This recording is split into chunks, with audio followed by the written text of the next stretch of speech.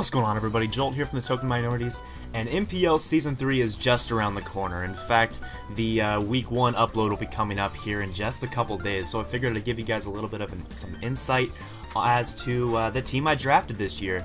As you may recall from last year, I had an expansion team, and in my opinion, the team wasn't very good. It was pretty good for expansion team standards, I should say, but it had a lot of notable flaws. And as a league, we decided to basically just redraft entirely. I am the new commissioner of the NPL, so we figured that with the change of leadership and with the change of several coaches, it was just in our best interest to totally do a redraft. And that's what happened. So in this video, I'm just going to be talking through my thinking process throughout the draft and give you some insight as to, I guess, how it's all going to work in this season as far as the Pokemon are concerned. So there's already some differences with the draft process compared to last year. Most notably is the addition of a franchise Pokemon. Now, a franchise Pokemon is one that will never leave your team for as long as you are in the NPL. If you recall, last year we had this contract system where you had some Pokemon for 3 years, some Pokemon for 2 years, and 1 year, etc. That's still a thing, but we decided to remove one of the 2-year contracts and change it into this franchise option. So now each team will consist of 11 Pokemon, including 1 Mega, 1 franchise, 3 3-year, 3 2-year, and 3 1-year Pokemon. So that's kind of how the draft works, and the contracts will work. So now let's dive into the Pokemon themselves. I believe I had the 6th overall pick in the draft, and we did do the Mega Draft first this season, and I really wanted Mega Altaria, but unfortunately that Pokemon got snatched 1 pick before me, so I was stuck with Mega Venusaur. Oh no. So now I'm bringing back Mega Venusaur again this season, and I'm expecting it to put in just as much work this season, if not more, because it does have much better team support this season. So started the draft off with Mega Venusaur. I thought it was a very safe pick and thought it was really easy to build around. Now it came back around to me. We did a snake draft, so I believe I was, 12 coaches, so I had the 7th pick, I believe. In the 2nd round, I picked up Clefable as my franchise mon. I picked up Clefable because it's very, very versatile, very hard to take out, and really Magic Guard and Unaware are both so valuable abilities in this format, especially for teams like mine that tend to be more bulky. Bulky teams benefit so much from an Unaware Pokemon, and last year, really, that was my weakness, sub-setup sweepers, and Pokemon like Clefable with Unaware are actually able to prevent those from being as big of an issue. Even if they happen to carry a super effective move for Clefable, I can easily run a Berry to counteract that. So I thought that Clefable would be really the best Pokemon to have on my team every single season from here on out, because it will be able to support any draft that I make, because my drafts are always going to be bulky offense. That's just me. It's going to happen. So I thought Clefable was a great pickup there, and it just has so many different sets that I can use, and I'm excited to see what it can do in this upcoming season. So from there, I wanted to complete a defensive core before I moved on to offensive options. So to begin my 3-year picks, I picked up Skarmory. Now, Skarmory is, one, really good with Clefable and Mega Venusaur, as it does have resistances to both of Clefable's weaknesses in addition to both of Mega Venusaur's weaknesses. So based upon that fact alone, Skarmory was an excellent pickup, or at least the Steel type in general was an excellent pickup for my 3rd Pokemon.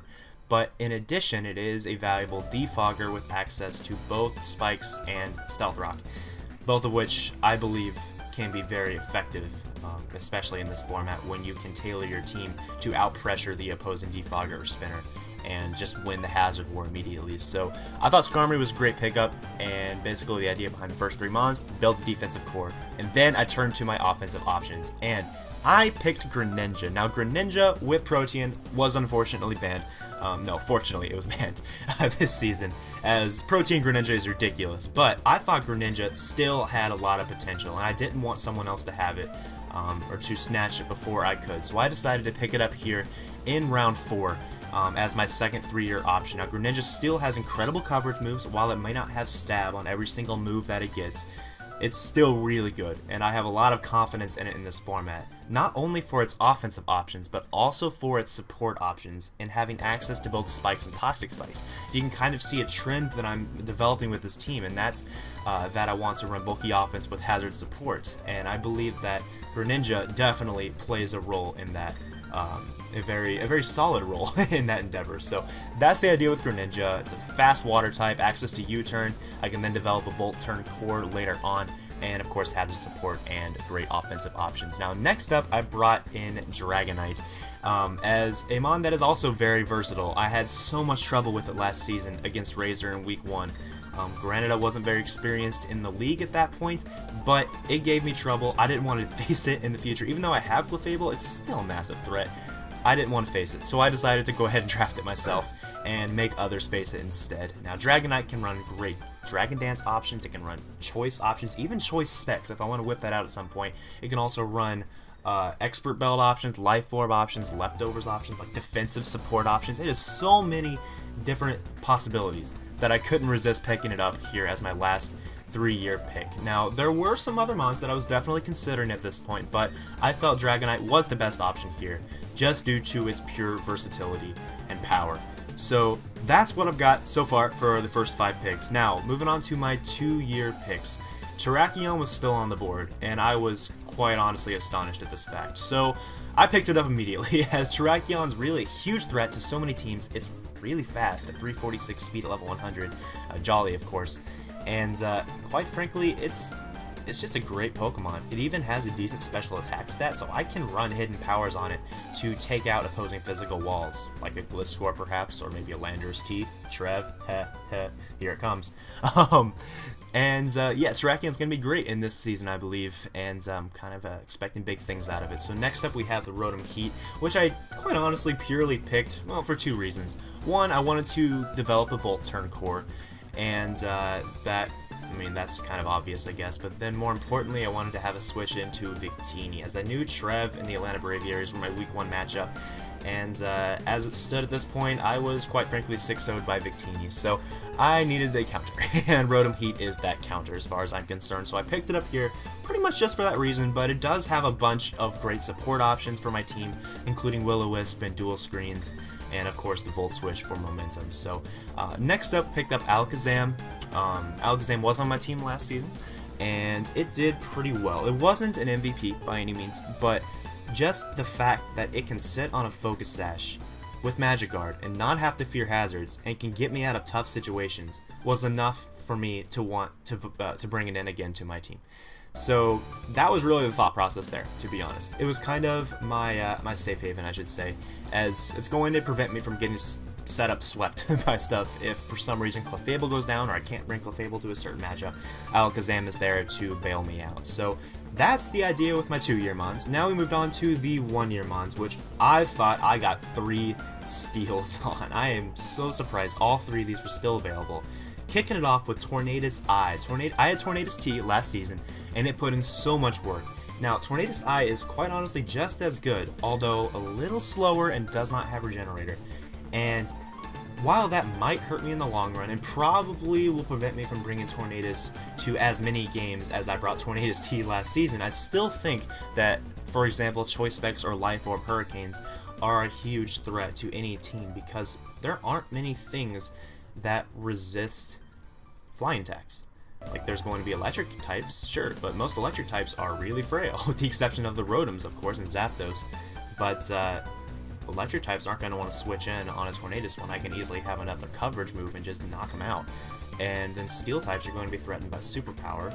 I think, isn't that it? Electric and steel? I think those are the only 2 resistances to flying. So, I mean, Tornadus Eye is a huge threat, even if it's not quite the bear that Tornadus T was. I'm definitely excited to see what it can do this season.